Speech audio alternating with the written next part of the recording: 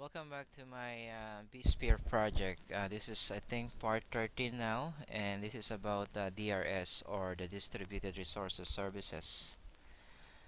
DRS is all about moving the VMs if they violate or they constrain one ESX. So DRS is a good idea to automatically move a VM or manually move a VM, so that it will not put one host or ESX in jeopardy. To turn on the DRS, um, by the way, the DRS, you can run it simultaneously with high availability. So the benefits on running high availability and DRS at the same time is that if the HA first, if identify that one of the hosts is isolated or the VM failed, it will restart the VM on the other host. But with the combination of DRS will if one of the some of the VMs or one of the VMs priority how do you call this one, constrain the CPU and the memory. So what will happen to this host is this will be in bottleneck. So some of the other VMs will be affected, and if that affected if one of the affected VMs are in this is a mission critical application or server, you need to move that immediately. So in this case, that's the functionality of the DRS. It will automatically pull them or move them to the not busy ESX. In this case, we will not turn off HA, we will just turn on DRS. So they're running side by side, and the reconfiguration is just quick. On the background, I created another VM, which is also Windows 2003. It's I just copy it from our template, of course. In here we have 2003 template. I just copy it from there, and I name it server 1. It's also Windows 2003. I don't have a cloning yet for Linux. I will demonstrate that on a future demonstration, and also of course about how to clone and how to do sysprep, but that will be on another topic.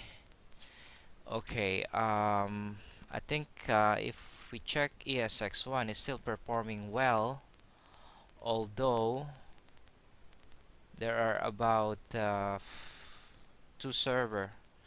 So let's move all of them. But before moving them, let's see first the characteristics of DRS. So it's fully automated. So what we can do for now is just let's do it manually, so that we can see it on the background. And there's no rule yet.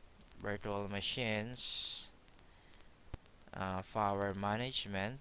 No, we don't need that, because all of this is anyway running on a workstation 7. This is a fake ESX. Okay, so that's the settings we need to do that for now. So let's run it manually. So let's move all of them to ESX1 so that ESX1 will get constrained, or will get into the bottleneck. Okay, I move all of them to the ESX1, and let's see the DRS. And when you click the DRS, it should give you the DRS recommendation. So what we can do is run the DRS, and let's see if there's some kind of recommendation that this VM need to be moved out because this host is already constrained. um, ESX1 is still performing well, although it's running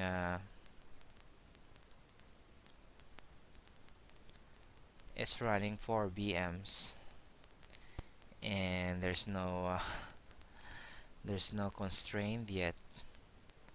So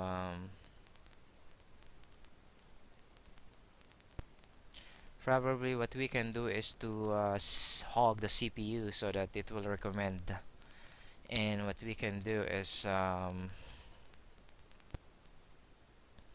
a utility called CPU hog, which you can just download free on the internet. Just search on Google or Bing.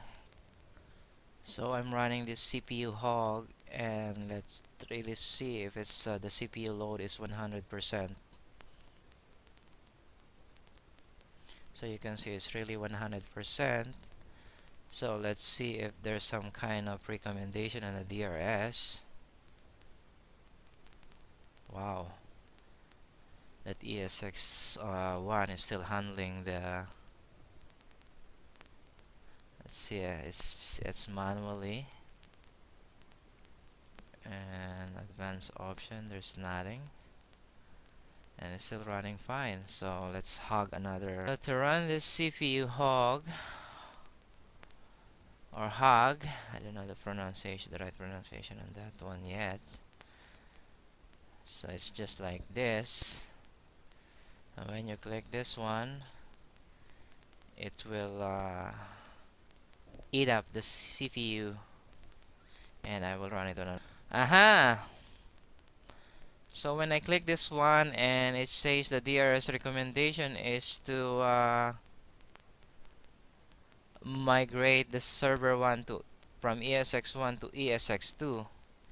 And what you can do if your setting is manual, of course, if it's fully automated, it's automatic, and partially automated is yeah, I think you need also some kind of intervention.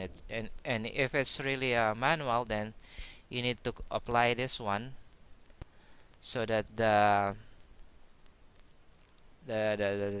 recommendations will be moved or migrated, which is migrating right now. So this is how the DRS runs. So it's migrating. Let's see the VMs. So server 1 will be later on ESX3, because that's what we applied here. After you click apply, of course it will be clear here, and you will see the migration. So it's done. So server 1 is in ESX2 as it was recommended. Did I say ESX3? I forgot. I have to uh, rewind this video. But anyway, so the advantage of DRS is it moves the VMs when it sees the bottleneck on some of the CPU. So what we can do now is we don't need to hog this CPU and stop it for now. So the advantage is if the HA fail down and it moves the VMs to another host, and that host is also in jeopardy, or there's a constraint on the memory or CPU, then if you have DRS, then if you have just two remaining ESX, like in my case I have 3 ESX, then it will distribute to the two, so that one server is not handling a heavy load. And this will conclude my DRS video for now. I was supposed to show you also the B app, but that will be on